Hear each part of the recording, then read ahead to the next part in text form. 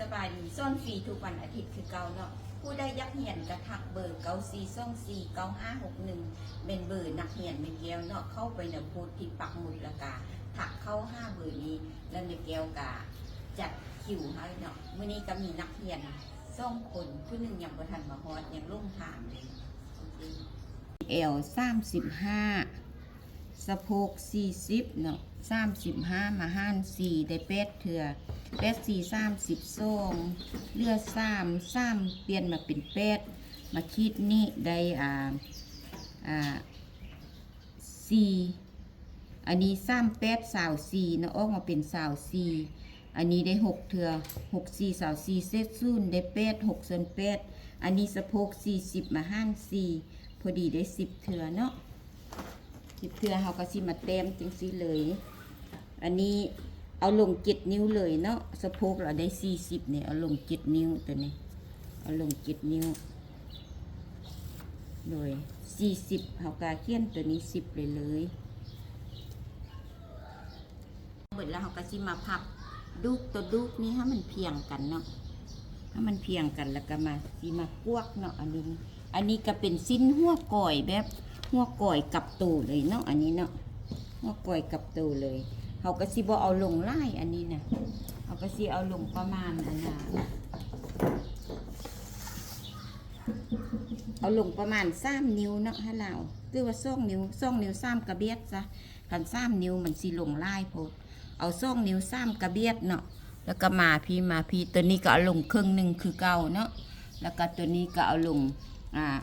ครึ่งนิ้วตัวนี้ก็เอาลงนิ้วหนึ่งเนาะเราก็สิมากวกกันเลยอันนี้เอาลง2 นิ้ว3กระเบียดเนาะเพราะว่ามันเป็นหัวก่อยขันหัวธรรมดาเขาก็สิเอาลง3 นิ้วหรือว่า3 นิ้วไปเลยเพราะว่าให้มันอันน่ะเพียงกันน้อยหนึ่งนะเขาก็สิเอาลงประมาณนี้แล้วเขาก็มาขีดเนาะก็สิมาขีดตัวนี้อันนี้ให้สิขีดตัดทิ่มเนาะตัวเครื่องนิ้วตัวนี้ให้สิตัดทิ่มแล้วตัวนี้เขาก็สิกวกลงมานี่กวกลงมานี่เลยเอาลูกตัดตัวนี้ทิ่มตัดตัวนี้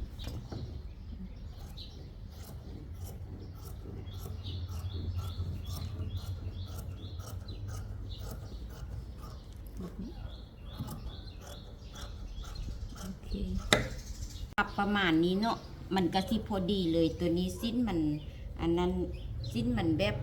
ความกวางมันอย่างบ่พอน้อยนึงแต่ว่าบัดสุดท้ายมันก็สิพอดีแล้วเราเอาตัวนี้หัวนี้มาใส่ไว้นี่นะเพราะว่าหัวนี้เอากับตัวนี้เบิ่งอันนี้ใส่อันนี้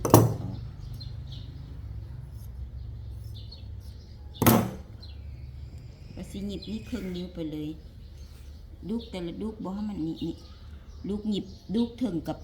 เส้นถึงกับเส้นลุ่มให้มันซื้อกันไปเลยจนสุดพุ่นโอเคได้ละแล้วเรียบร้อยเนาะเสร็จสมบูรณ์ใช้เวลาประมาณ1 ชั่วโมงครึ่งเนาะลูกเนาะแล้ว1 ชั่วโมงครึ่งกันแล้วเนาะอันนี้แม่นหัวก่อยบ่เพียงเพราะว่าก่อยมันมากับตัวนี้เลยเนาะสิ้นตัวนี้สิ้นต่ำสิ้นจีนเนาะโอเคแล้วไหวเนาะนักเรียนผู้หนึ่งท่านจ้างรถมาแล้วโซกบ้านแม่แก้วบ่เห็นแล้วก็เลยว่ากลับเนาะก็เลยว่าบ่เป็นอย่างมีโอกาสเธอหน้าละหมาดอะไรอันนี้เพิ่นหยิบเป็นแล้วเนาะหยิบเป็นแล้วก็เลยว่าหยิบแล้วไหวบ่ฮอดชั่วโมงครึ่งสำนักลูกเนาะก็เลยว่าแล้วอันนี้พวกก่อยมากับมันสิ้นนี่สิเป็นสิ้นต่ำจากสิ้นจีนเนาะเป็นพวกก่อยธรรมดาตัวนี้สิบ่แม่นพวกก่อยเพียงเพราะว่ามันมากับมันเลยเอล35สะโพก40ออกมาก็สิเป็นแบบนี้เนาะเด็กออกมาก็สิเป็นแบบนี้เลยเอลเราได้35สะโพกเราได้40เนาะโอเคเป็นใดๆผ่านการเรียนง่ายฮะง่ายเยอะง่ายดีแม่นบ่เข้าใจแม่นบ่เอาไปตัดหยิบได้เลยบ่นี่ก็สิไปเรียนเฮ็ดถ้ามันได้เนาะโอเคก็มีแต่เท่านั้นถ้าลูกเอาไปต่อยอดเอาเองเนาะเพราะว่าเพิ่นเคยหยิบเครื่องโล่มาก่อนแล้วเพิ่นก็เลยว่าหยิบเป็นเนาะเอาย่างมึงเนาะย่างสบายบ่โดยย่าง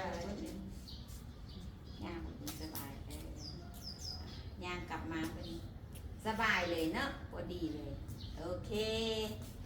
บายบายวันนี้ปีหน้ามาบายบายของ